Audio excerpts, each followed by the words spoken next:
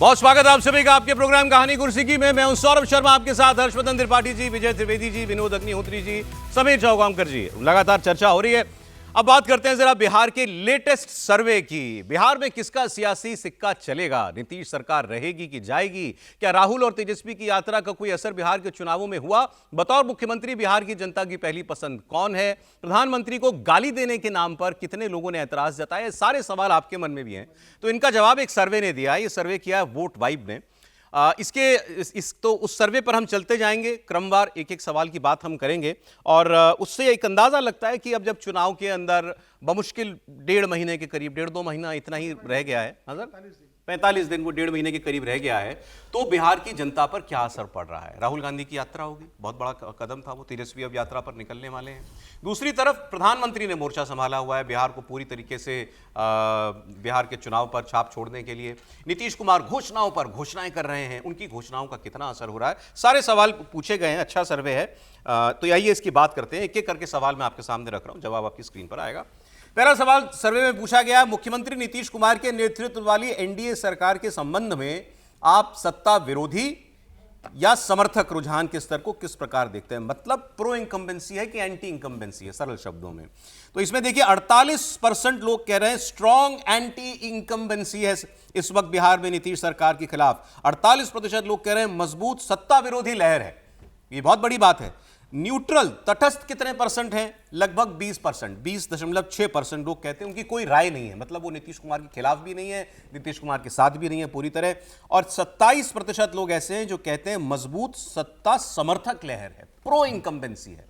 तो इसको पार्टियां अपने अपने तरीके से देखेंगी कि भाई 48% साफ कह रहे हैं कि इस सरकार के खिलाफ माहौल है, दूसरी ओर 27% इसके साथ है, 20% की कोई राय नहीं है। 27 और 20 को वो लोग क्लब करना चाहेंगे, जो लोग सरकार नहीं, आधे आधे कर दो ना न्यूट्रल वालों को।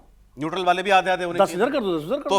तो फिर एंटी इनकम्बेंसी वालों की जो है प्रतिशत है वो लगभग 58-60% के करीब आप मान सकते हैं। तो ये पहला सवाल था जो इस सर्वे के अंदर पूछा गया। तो ये तो नीतीश सरकार के खिलाफ इसमें मूड दिखाई दे रहा है। वो अगला सवाल, अगर वर्तमान विधायक चुनाव लड़ता है तो क्या आप उसको वोट देंगे?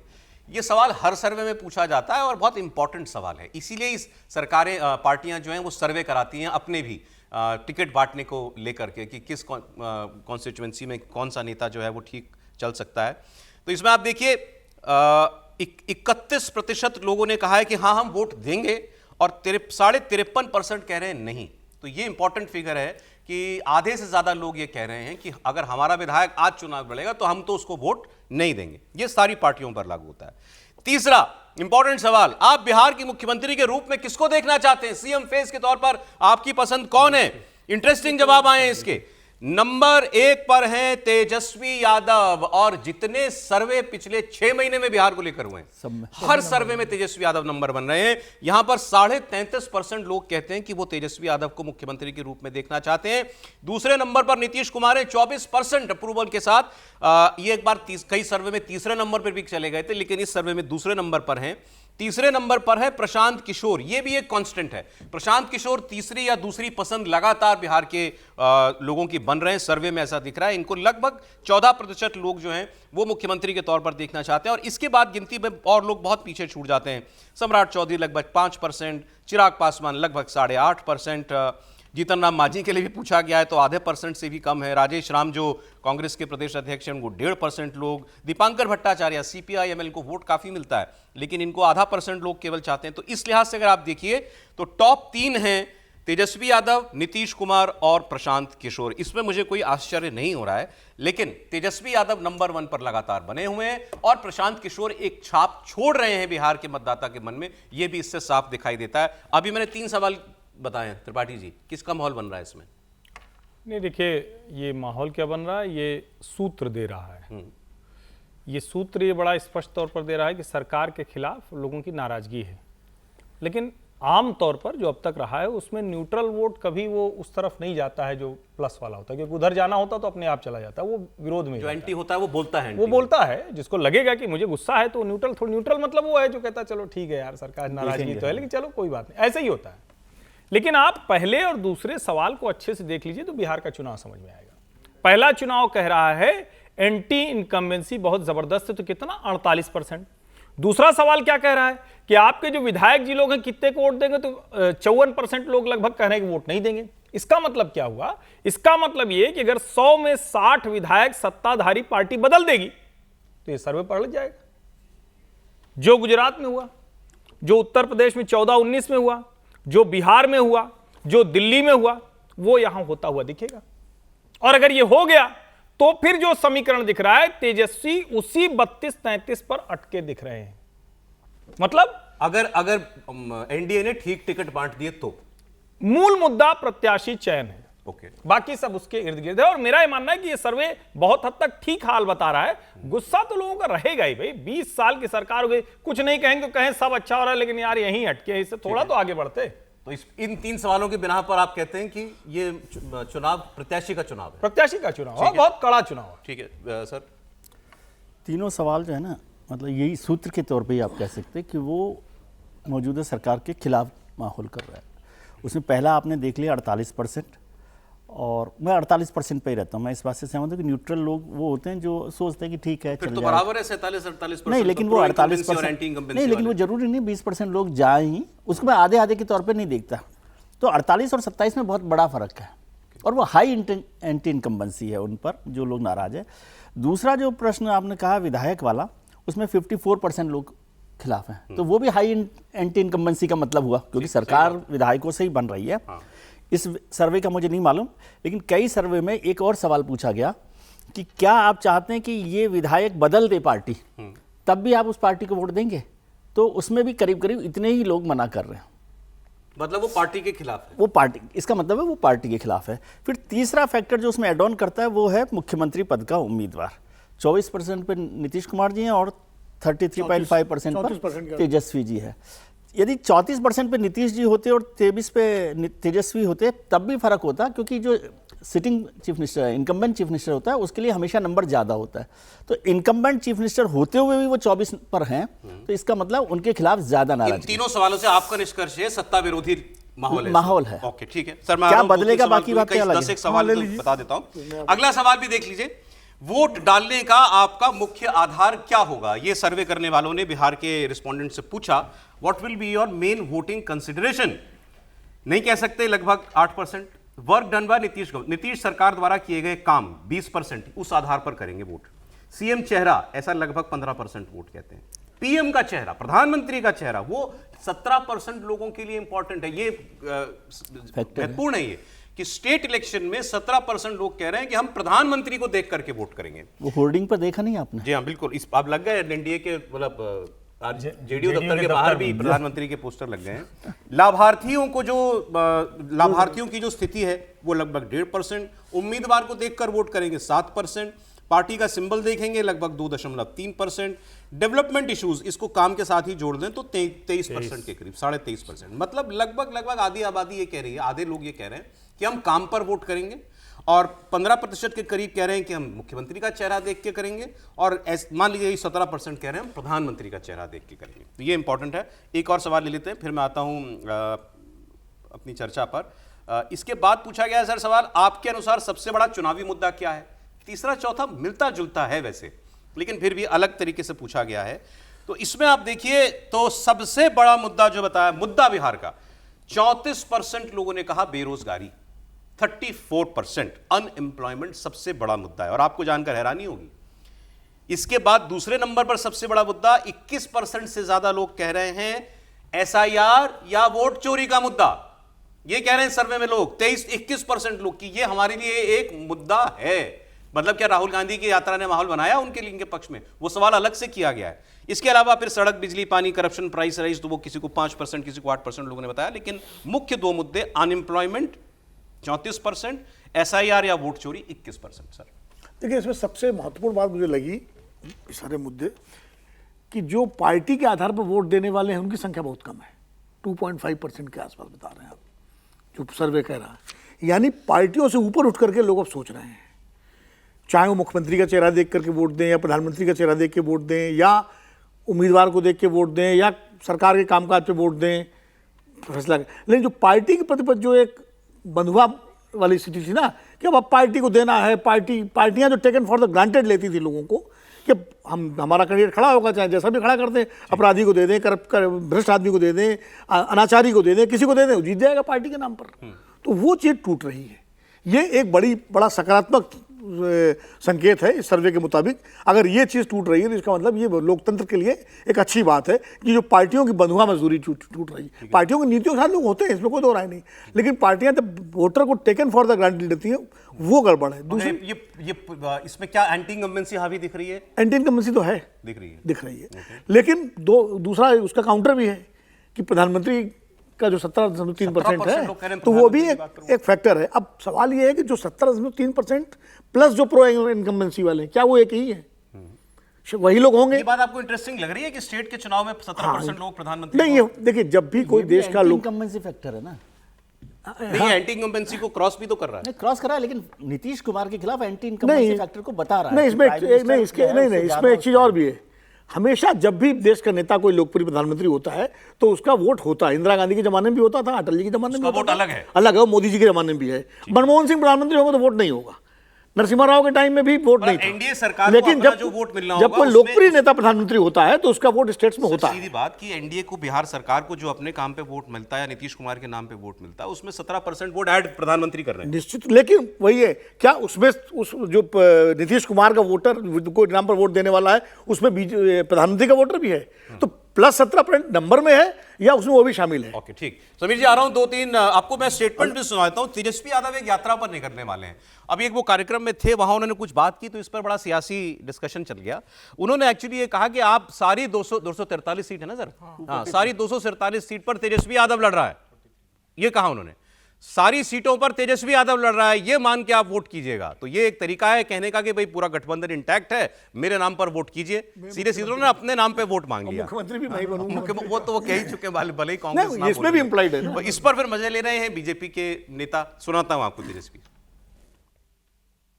इस बार 243 सीट पर तेजस्वी चुनाव लड़ेगा। हर जगह से तेजस्वी चुनाव लड़ने का काम करेगा। आप लोगों से अपील है कि तेजस्वी को देख करके वोट दीजिए, को आगे ले जाने का काम करेगा। तो बड़ा क्लियर है कि तेजस्वी यादव ने खुद को मुख्यमंत्री उम्मीदवार डिक्लेयर कर दिया। लालू जी तो कह चुके हैं तेजस्वी नहीं बनेगा तो कौन बनेगा। तेजस्वी यादव खुद कह चुके हैं एक सवाल के जवाब में कि मेरे अलावा कौन विकल्प है, कौन बनेगा मुख्यमंत्री। भले, लेकिन कांग्रेस पार्टी नहीं बोल रही, ना राहुल गांधी ना उनकी पार्टी का कोई भी नेता। एनीवे, तेजस्वी यादव कल से एक अलग यात्रा भी निकालने वाले हैं। आज उन्होंने कहा कि मुझे देखकर वोट दीजिए। अब कांग्रेस और आरजेडी के बीच खटास पर केंद्र के मंत्री बीजेपी के नेता गिरिराज सिंह चुटकी ले रहे हैं। क्या करेंगे बेचारे, कांग्रेस का चिरोड़ी किए, खुशामद किए, राहुल गांधी का नाम प्राइम मिनिस्टर तक घोषित किया तेजस्वी यादव ने, और तेजस्वी यादव ने इनको मुख्यमंत्री का नाम भी नहीं घोषित किया। तो अब तो अपना रास्ता अलग चुन रहे हैं, अगर अपनी यात्रा अलग कर रहे हैं। ये बताता है कि इंडी गठबंधन केवल स्वार्थों से जुड़ा हुआ है। देखिए, स्थिति तेजस्वी यादव के लिए कांग्रेस पार्टी ने ऑकवर्ड कर दी है, इसमें कोई शक नहीं है। सारी जगह इसकी चर्चा हो रही है कि क्यों कांग्रेस नहीं कहती कि तेजस्वी हमारा चेहरा है। तो तेजस्वी यादव को भी लग रहा है ना बोलो, मैं बोल दूंगा। मैं ही जब बोल रहा हूं, सीधा उन्होंने अपील ही कर दी, तेजस्वी के नाम पर वोट करो, तो बचा क्या कांग्रेस पार्टी के लिए। अब कांग्रेस से कोई पूछे जाकर के कि वो तो कह रहे हैं मेरे नाम पर वोट करो, तो आपका क्या होगा। मतलब कांग्रेस की सीट पर भी तेजस्वी को ही देख के वोट करना है। अब देखते हैं कांग्रेस इस पर क्या कहती है। ये एक मुद्दा बीजेपी को मिला हुआ है समीर जी, लेकिन जो सर्वे बता रहा है उस पर भी आपकी राय चाहता हूं। Anti incumbency, pro incumbency.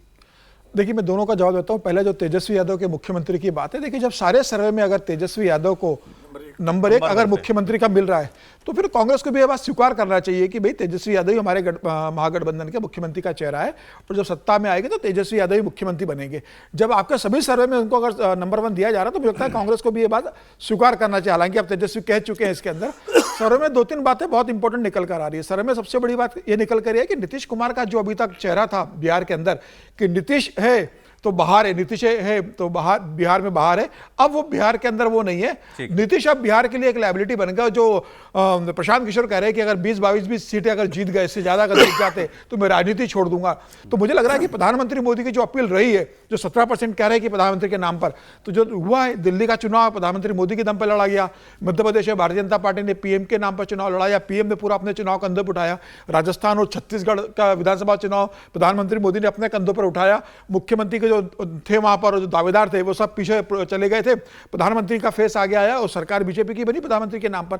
तो बिहार में प्रधानमंत्री भी और भारतीय जनता पार्टी ये बात मानकर चल रही है कि भाई नीतीश के नाम पर अब चुनाव नहीं जीता जा सकता, और यही कारण है कि प्रधानमंत्री मोदी 7 बार बिहार होकर आ गए। आप कह रहे हैं कि अगर एनडीए जीतता है तो ये बीजेपी सरकार के लिए वोट होगा, प्रधानमंत्री मोदी के लिए वोट होगा, बेसिकली बीजेपी के लिए वोट होगा, नीतीश कुमार के लिए वोट नहीं होगा। लेकिन ये पहला चुनाव, लेकिन एक लाइन और जोड़ देता हूं कि बिहार का ये पहला चुनाव है कि जहां पर महागठबंधन और एनडीए के अलावा एक तीसरा विकल्प भी है, जनसुराज के रूप में जनता को दिख रही है। बड़ा इंटरेस्टिंग सवाल का जवाब बताऊंगा सर, शॉर्ट में सर, 2-3 सवाल बचे मेरा, बोल लीजिए। मैं खाली देखिए, ये बात सही है कि प्रधानमंत्री नरेंद्र मोदी की एक लोकप्रियता है और 70.3% लोग कह रहे हैं, लेकिन अकेले मोदी जी के नाम पर भी चुनाव नहीं जीता जा सकता, ये बीजेपी जानती है, इसीलिए नीतीश को साथ में रखे हुए। नीतीश अभी लायबिलिटी नहीं हुए, नीतीश अभी भी उनके लिए मजबूरी है, क्योंकि दोनों मिला के ही वो जीत पाएंगे। अब जरा नीतीश कुमार ने जो मुख्य घोषणाएं की हैं उनका असर जान लेते हैं, और ये बड़ी घोषणा हर चुनाव में काम भी करती हैं जो इंकम्बेंट सरकार होती है।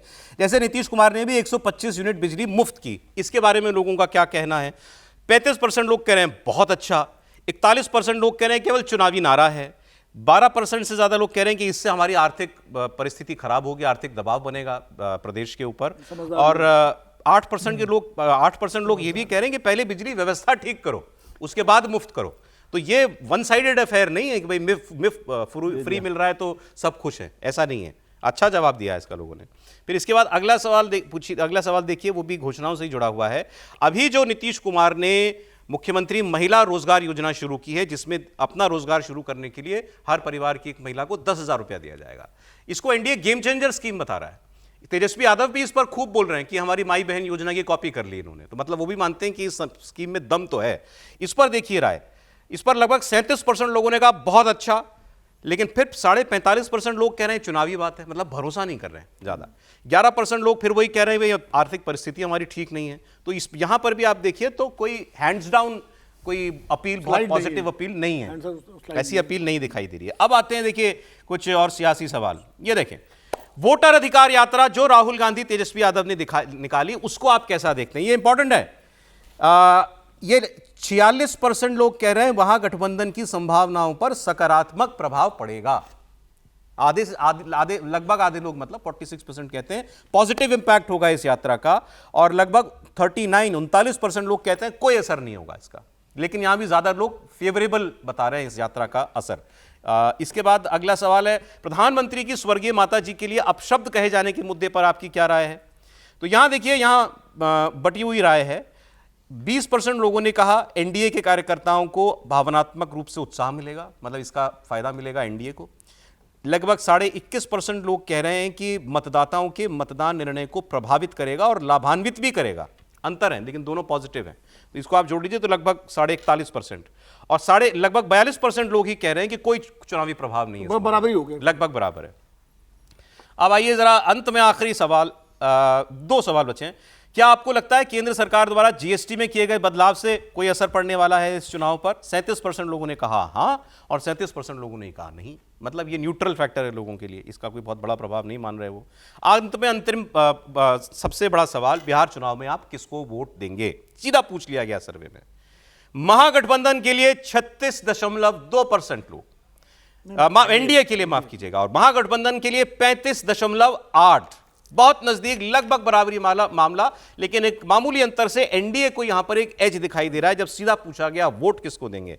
लेकिन अगला कॉलम, 8.7% लोग कह रहे हैं हम जन स्वराज को वोट देंगे। 8.5-9% जन स्वराज अगर वोट ले आती है, और बाकी दोनों दल जो हैं वो लगभग बराबरी पर हैं, तो क्या कह रहा है बिहार? मतलब नहीं, देखिए, ये शुरू में लगा कि सर्वे ठीक दिशा दे रहा है, बाद में लगा बड़ा गड्ढमड्ढ, दिशा खो गया सर्वे। क्योंकि इस सर्वे को, या तो सचमुच इस सर्वे में वाले लोग एकदम से उनको नहीं समझ में आता, क्षणे रुष्टा, क्षणे तुष्टा, रुष्टा तुष्टा, क्षणे क्षणे, वो जिस तरह से हर मुद्दे पर बात कर रहे हैं उनको खुद ही नहीं पता चल रहा है, ऐसे लोगों के बीच में ये सर्वे करने गए हैं। फिर जब आप बराबर बराबर इस तरह से बांटते हैं ना, तो कई बार लगता है कि जो पिछले कुछ समय से ओपिनियन पोल और सर्वे एजेंसीज को झटका लगता रहा है, तो उसका भी बड़ा प्रभाव है। आप इसको क्रेडिबल नहीं मान रहे? मतलब थोड़ा सा शुरू में मुझे लगा कि बहुत ठीक सर्वे है, क्योंकि वो बात ठीक दिख रही थी। देखिए, वो मुझे मोटी बात यह है, वो कांटे की टक्कर दोनों गठबंधनों में, और प्लस लगभग 8% वोट जन स्वराज का बता रहा है। 8% जन स्वराज का होगा तो कांटे की टक्कर कहां से होगी? दोनों का बराबर काटेगा वोट, ऐसा कैसे हो सकता है? ये संभव है क्या? क्योंकि जब इस और अगर दोनों के बीच में कांटे की टक्कर हो गई तो थर्ड प्लेयर एग्जिस्ट करेगा, इसमें मुझे नहीं मानते आप सर। फाइनल राय से छोटे छोटे में बोलेंगे प्लीज। नहीं, यदि कांटे की टक्कर है तो थर्ड प्लेयर का थोड़ा सा मुश्किल हो जाता है, लेकिन थर्ड प्लेयर हैं 8.7%, तो इसको कितने हो गए? ये 45% वोट हो गए एनडीए के। मतलब वो सारा नहीं, तो वो तो पांडे जी तो उन्हीं के साथ है ना, नीतीश कुमार जी के साथ। पीके को जितना वोट मिल रहा है वो सब महागठबंधन का वोट है, ये मान रहे हैं आप? महागठबंधन का वोट नहीं है, जितना भी वोट मिलेगा वो जाएगा तो फाइनली तो उनके साथ ही ना, यदि कांटे की टक्कर हो गई तो ये 45% वोट है एनडीए का, सरकार मतलब चुनाव के बाद पीके इधर ही जाएंगे, जो भी होगा पीके इधर ही जाएंगे। Sir final comment. सर अगर 2020 का देखें तो 34.34% बराबर एनडीए को, और उसको इतना महागठबंधन को भी उतना ही वोट मिला था। मुझे लगता है इस बार जो जन स्वराज फाइनल वोट वाला ग्राफिक लगा लीजिए स्क्रीन पर। मुझे लग रहा है कि जन स्वराज इस बार 10 से 12% का वोट बैंक लेकर जाएगा। 8% तो सर्वे में बता रहा है, 10 से 12% का वोट बैंक जन स्वराज का रहेगा। आपके हिसाब से ठीक है सर्वे, ये फाइनल रिजल्ट, फाइनल जो सवाल? हाँ, मुझे लगता है ये ठीक। और इस बार बेसिकली तीनों लोगों में होने वाला, जो पहले निर्दलीय लोग, वो छोटे दल लेके जाते थे, महागठबंधन और एनडीए लगभग बराबरी, बस वो 34-35% पे टिकने। आप सहमत हैं सर? आप? नहीं, कमोवेश में सर्वे ठीक लग रहा है, बस ये 12.8% अन्य कौन से हैं ये नहीं समझ में आ रहा है, क्योंकि जन स्वराज को आपने अलग कर दिया। इंडिपेंडेंट का भी वोट होता है। इंडिपेंडेंट होंगे, क्योंकि ज्यादातर पार्टियां तो या तो इधर है उधर है, एक एमआईएम को छोड़ करके बिहार की ज्यादातर पार्टियां एक जन स्वराज को आपने ले लिया। पार्टियां होती तो हैं चुनाव नहीं, मुझे इस सवाल का जो त्रिपाठी जी ने सवाल उठाया, में त्रिपाठी की, अगर दोनों गठबंधनों के बीच टक्कर है बराबर की, लगभग बराबर वोट है, तो थर्ड प्लेयर नहीं हो सकता? नहीं, ऐसा नहीं, थर्ड प्लेयर का बहुत अंतर है भाई। थर्ड प्लेयर को 20% तो थोड़ी है, 10 से नीचे है थर्ड प्लेयर। पिछली बार चिराग पासवान को 4-5% वोट मिल गए थे, पिछली बार भी 5.5% मिल गए थे, तब भी बराबर था। 2020 में टक्कर था, 5% वोट उनको 5.5% मिल गए। पिछली बार इस चुनाव में, इस सर्वे में ये अंतर है, वोट दोनों का बराबर दिख रहा है, एक थर्ड प्लेयर की एंट्री है। जन स्वराज के लिए उसमें जो 2 क्वेश्चन हैं वो उसको सपोर्ट कर रहे हैं, बेरोजगारी वाला भी क्वेश्चन उसको सपोर्ट करता है, और वो आप भी सहमत हैं सर्वे से? आप भी सहमत हैं? आप भी सहमत हैं? आप नहीं है सहमत? मैं फिर से याद दिलाता हूं, जब कांटे का मुकाबला होता है तो क्या होता है, चिराग पासवान कुछ सीटों पर खेल करते हैं लेकिन 5% के नीचे रह जाते हैं। 10% के आसपास कोई थर्ड प्लेयर होगा तो दूसरी तरफ चुनाव दिखेगा, जो अभी नहीं दिखा। आप कह रहे हैं 5% अधिकतम रहेंगे पीके? बहुत मुश्किल से, बहुत मुश्किल। ये सर्वे की बात थी। अब देखिए धीरे धीरे और भी सर्वे होंगे और फिर फाइनल नतीजा तो आ ही जाएगा 2 महीने के बाद।